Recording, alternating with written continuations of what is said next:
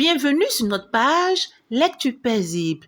Et bien sûr, je sais, vous avez dû attendre une nouvelle lecture depuis le lundi, car on devait procéder à une nouvelle lecture. Mais je ne me sentais pas bien, c'était pas la grande forme et j'étais vraiment fatiguée et très occupée. Aujourd'hui, il y a du mieux et je reviens avec vous avec une nouvelle lecture de toujours notre romancier Amadou Kourouma qui a pour titre « Quand on refuse, on dit non ». Bien sûr, nous continuons toujours notre saga Amadou Kourouma. Que nous dit ce titre?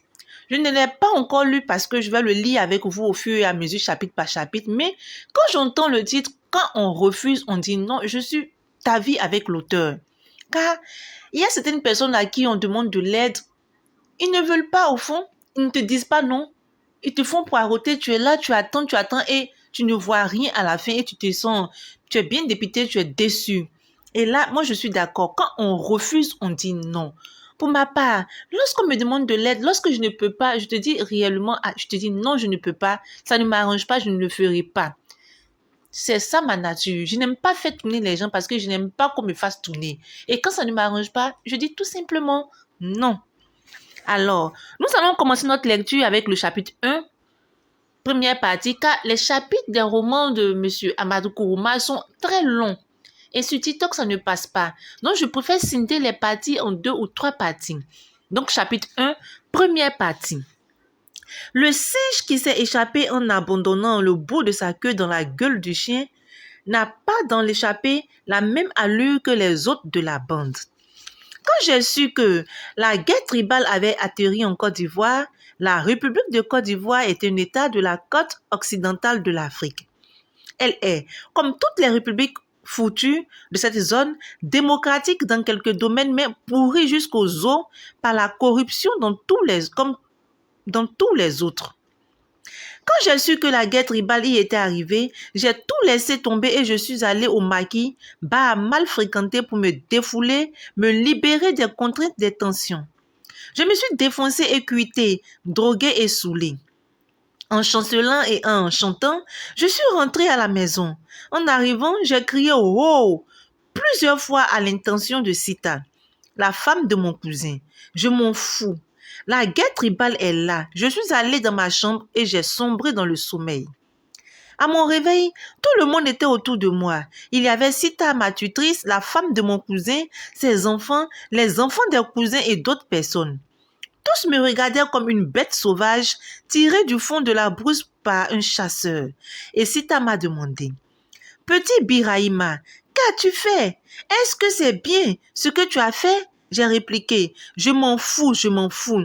La guerre tribale est arrivée en Côte d'Ivoire. Hippie !»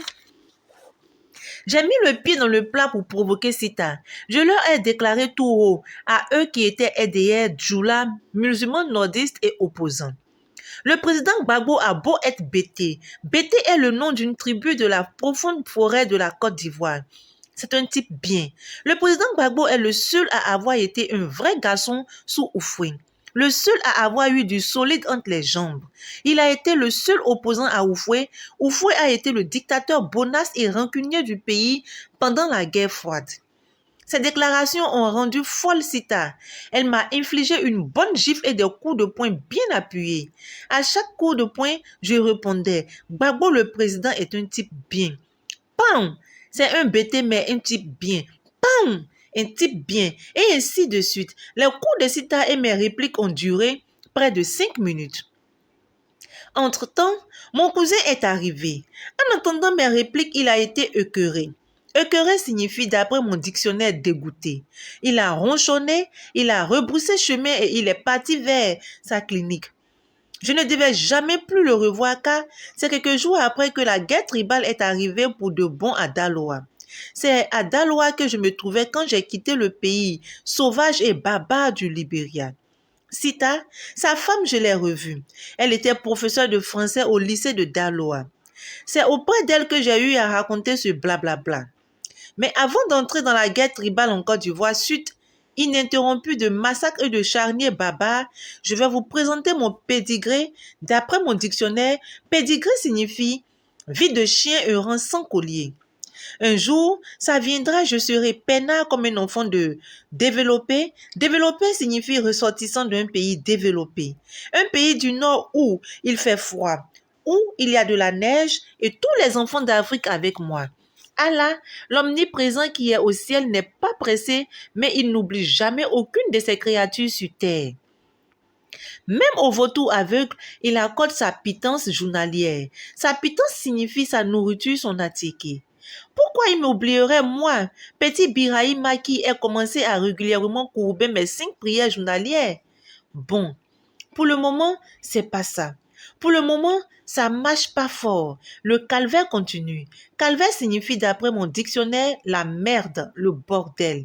Mais Allah n'est pas obligé de m'accorder tout de suite l'argent à profusion pour acheter un gaba et marier Fanta, la plus belle femme du monde. Moi, Birahima, je suis dingue de Fanta. Faforo, culte de mon père. Après les guerres tribales du Libéria et de Sierra Leone, je croyais que c'était le comble, signifie le summum, l'apogée.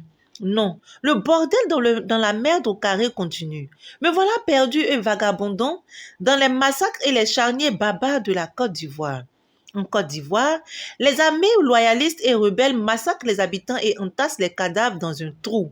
C'est ce qu'on appelle un charnier. C'est toujours moi, petit Birahima, qui vous ai parlé dans Allah n'est pas obligé. Il y a 4 ou 6 mois, je ne sais exactement combien, j'ai quitté le Libéria barbare de Charles Taylor, son dictateur criminel et inamovible. Je me présente à ceux qui ne m'ont pas rencontré dans Allah n'est pas obligé. Je suis orphelin de père et de mère. Je suis malpoli comme la babiche d'un bouc. J'emploie des gros mots comme Yamokodei, putain de ma mère, Faforo, culte de mon papa. Voilà, hey, au nom d'Allah. Je parle mal, très mal le français. Je parle le français de vrai petit nègre d'un enfant de la rue d'Abidjan. Je parle le français d'un gros cuisinier Mossi d'Abidjan. Voilà, hey, au nom d'Allah. J'ai fait l'enfant soldat Small Soldier au Libéria et en Sierra Leone. Je recherchais ma tante dans ces foutus pays. Elle est morte et enterrée dans ce bordel de Libéria là-bas. Bordel de pays signifie cloaque, bourbier. Je pleurerai toujours ma tante, une bonne musulmane qui me cuisinait toujours du riz à sauce graine avec gombo. Faforo, culte de mon père. J'ai été recueillie par mon cousin Mamadou Doumbia, docteur à Daloa en Côte d'Ivoire. Daloa est une ville en pleine terre Bété. C'est la capitale du pays Bété. Le Bété, c'est une ethnie, une tribu ivoirienne de la forêt profonde dont nous parlerons beaucoup. Quand c'est un groupe de blancs, on appelle cela une communauté ou une civilisation, mais quand c'est des noirs, il faut dire ethnie ou tribu d'après mes dictionnaires. Les Bétés sont fiers d'avoir plein d'ivoirité. Ils parlent toujours de leur ivoirité. Ivoirité, notion créée par des intellectuels surtout Bétés comme les nordistes de la Côte d'Ivoire pour indiquer qui sont les premiers occupants de la terre ivoirienne. Les Bétés n'aiment pas les dioula comme moi parce que nous sommes opportunistes, versatiles et obséquieux envers Allah. Avec les 5 prières journalières, obséquieux avec Allah, avec les 5 prières journalières, opportunistes et versatiles qui signifie que nous changeons à chaque occasion comme des caméléons. Et nous, les djoulas, sommes toujours en train d'acheter des fausses cartes d'identité pour avoir et obtenir l'ivoirité. Nous sommes toujours en train de réclamer les terres que les Bétés nous avaient vendues pendant les périodes où la terre appartenait à ceux qui la cultivaient. La période bénie du dictateur Roublard, sentencieux et multimilliardaire Houphouët-Boigny. Les Bétés ont commencé à chasser les djoulas et à reprendre les terres du pays Bété quand Gbagbo est monté au pouvoir par des élections contestées. Au cours de ces élections, la gendarmerie est allée chercher les djoulas en ville et les a fusillés comme des lapins. Puis, les a largués à la décharge de Yopougon comme les vraies ordures. Ça puait. Ça empestait tout le quartier. On les a balancés dans un trou béant creusé sur place et on a appelé cela le charnier de Yopougon. Le fameux charnier de Yopougon, le charnier de Yopougon a été le premier. Beaucoup de charniers allaient suivre dans la guerre tribale et barbare de la Côte d'Ivoire. Malgré de nombreux charniers, les Dioula sont toujours nombreux en Côte d'Ivoire. Ils pullulent comme des cancrelats, des sauterelles à Daloa et dans tout le pays bété environnant. J'ai déjà dit que mon cousin Mamadou Doumbia m'avait mis comme apprenti chauffeur chez Fofana, un dioula comme lui et moi. Il m'a placé à l'école coranique chez Haïdara, un imam chef religieux, pour que j'apprenne les versets du Coran. Haïdara est aussi un dioula. Malinké Senufo Mossi Gourounsi, etc.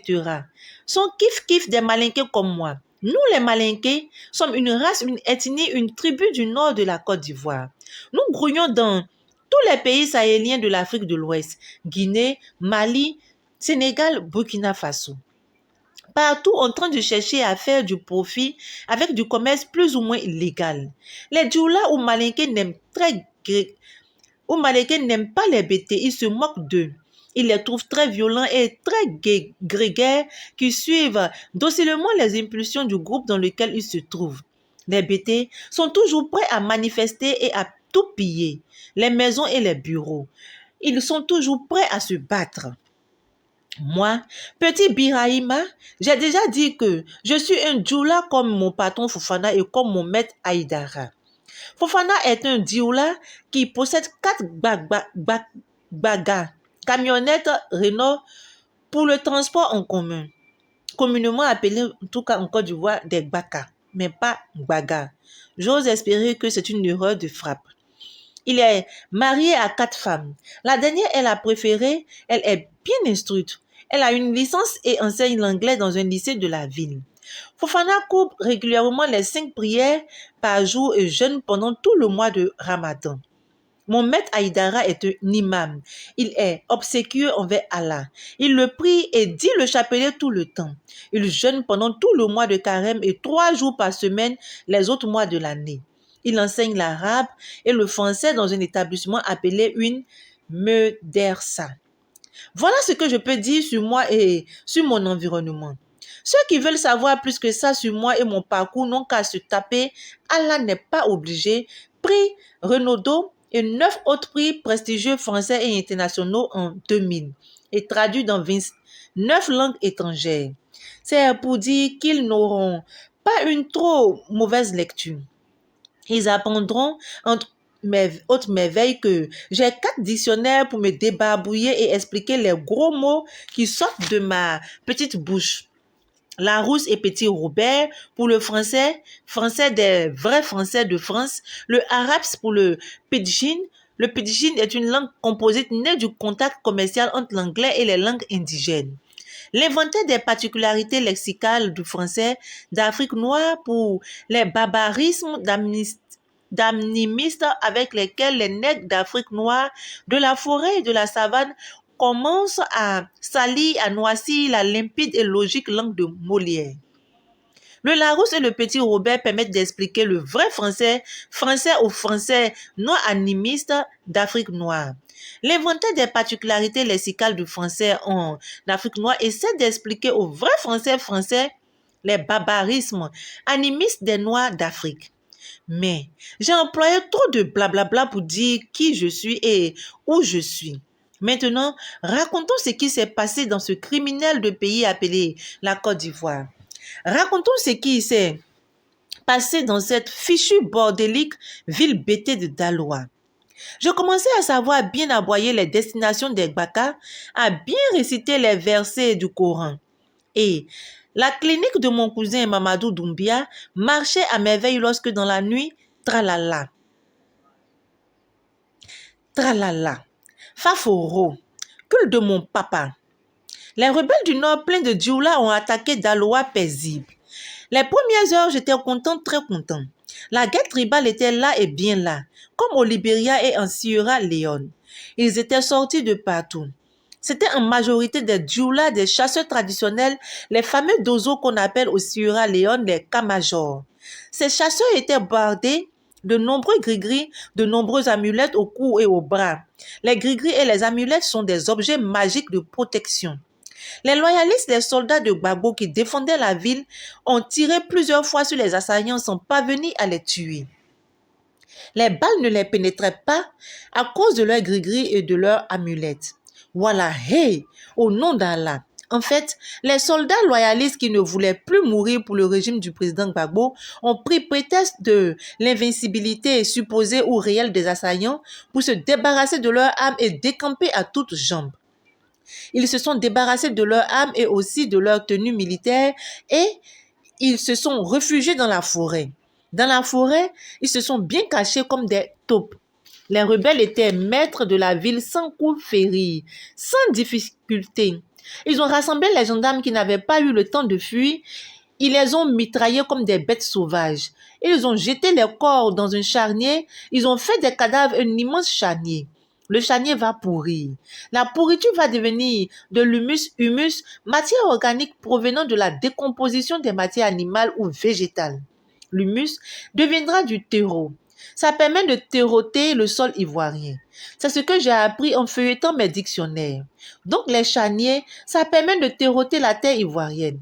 Les charniers donnent du terreau à la terre ivoirienne.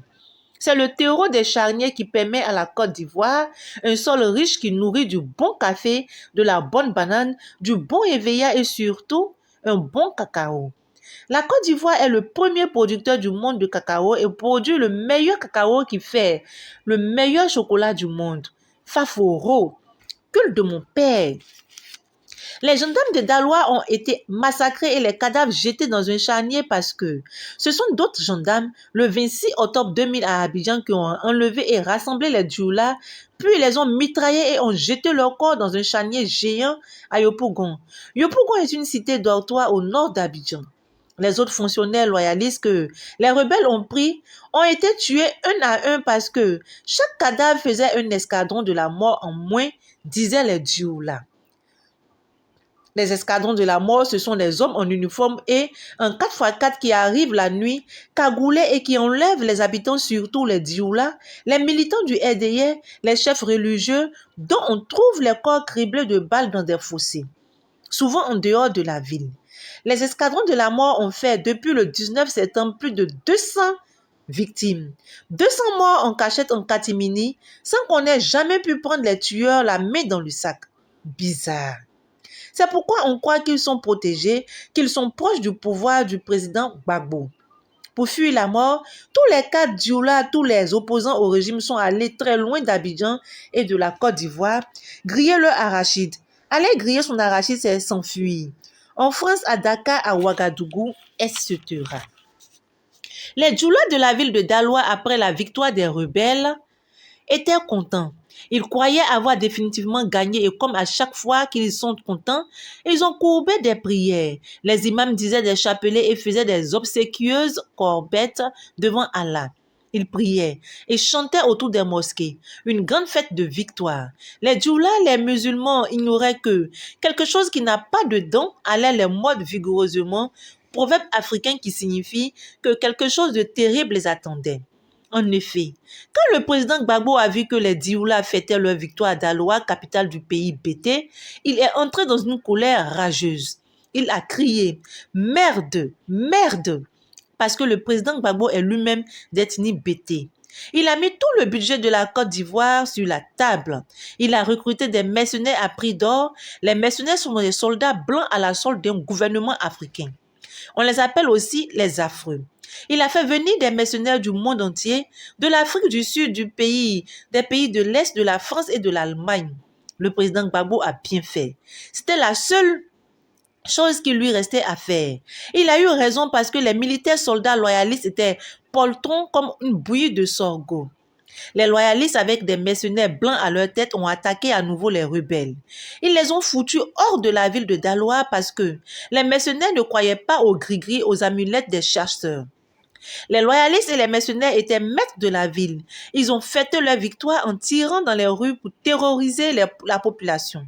Ils étaient accompagnés des jeunes militants bêtés du parti du président Gbagbo, des supplétifs, des jeunes patriotes. C'est d'abord dans les mains de ces militants, de ces jeunes patriotes, de ces supplétifs qu'ils ont laissé la ville de Daloa. Ces jeunes militants ont tiré de leur maison un à un des djoulas valides et ont fait main basse sur, se sont appropriés tout ce qui pouvait être emporté. Ils ont aussi arrêté les valides et les imams. Ce sont les chefs religieux avec des turbans achetés à la Mecque. Mais il faut le dire haut, ils n'ont pas arrêté les vieillards, les femmes ni les enfants parce qu'ils étaient catholiques.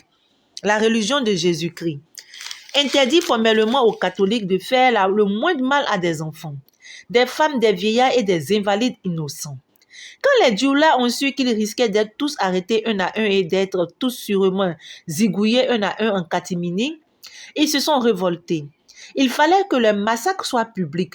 Il fallait que la presse internationale assiste à leur arrestation et sûrement à leur mort. Ils se sont donné le mot. Brusquement, ils sont tous sortis de leur maison, de leur cachette et ont envahi les rues pour rejoindre les mosquées. Les rues de la ville de Daloa deviennent aussi blanches que les feuilles blanches, blanches de dioula en boubou blanc. Tous marchaient vers la mosquée centrale. Ceux qui parvenaient à rejoindre la mosquée avaient échappé à l'arrestation.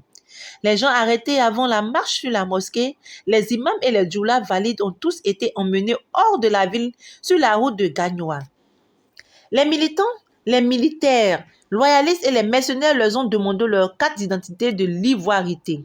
Ils ont déchiré les cartes d'identité de l'ivoirité et ont fait de ces cartes d'identité une flamme vacillante, ondoyante, dansante.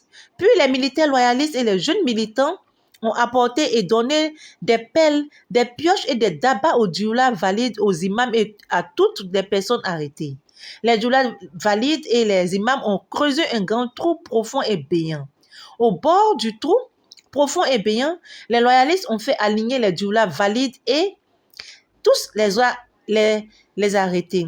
Ils les ont mitraillés sans pitié comme des bêtes sauvages. Ils ont fait de leurs cadavres d'immenses charniers. Les charniers pourrissent deviennent de l'humus, l'humus devient du terreau, le terreau de l'humus des charniers est toujours recommandé, bon pour le sol ivoirien. C'est le terreau de l'humus des charniers qui enrichit la terre ivoirienne. La terre ivoirienne qui produit le meilleur chocolat du monde. Voilà, hey, au nom d'Allah, l'omniprésent. Pour les militants, les loyalistes et les mercenaires se sont dispersés à travers la ville à la recherche des djoulas cachés dans les maisons, les djoulas qui n'avaient pas pu se rendre encore à la mosquée. Ceux qu'ils prenaient, ils déchiraient leur carte d'identité de l'ivoirité avant de les tuer un à un. Un djoula mort, ça faisait une fausse carte d'identité d'ivoirité en moins à fabriquer. Ça faisait une réclamation de terre vendue et reprise en moins. Ils en ont tué beaucoup des djoulas à Daloa après avoir déchiré beaucoup de fausses cartes d'identité et de l'ivoirité. Faforo, Bangala de mon père, Bangala d'après l'inventaire des particularités du français d'Afrique noire, signifie cul. Ainsi s'achève la première partie de notre chapitre 1. Quand on refuse, on dit non. Qu'avez-vous pensé de cette partie? D'abord, je constate que l'auteur, c'est comme une continuation de notre premier, de notre ancien, pour ne pas dire du précédent livre que nous avons lu, qui est Allah n'est pas obligé.